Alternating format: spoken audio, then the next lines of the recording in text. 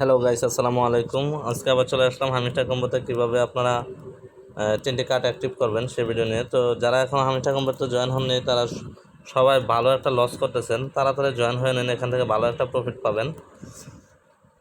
তো চলুন ভিডিও শুরু করা যাক। প্রথম আমরা মেইনে যাব। মেইনে যাওয়ার পর আমরা গেম ফাই টোকেন এটাকে অ্যাক্টিভ করে নেব। একটি কার্ড অ্যাক্টিভ হয়ে গেল। এরপর আমরা নিচে যাব, এটাকে অ্যাক্টিভ করে নেব।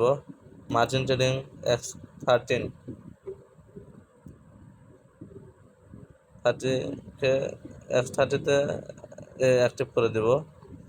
এরপর আমরা ট্রেডিং বুট এটাকে অ্যাক্টিভ করে দেব।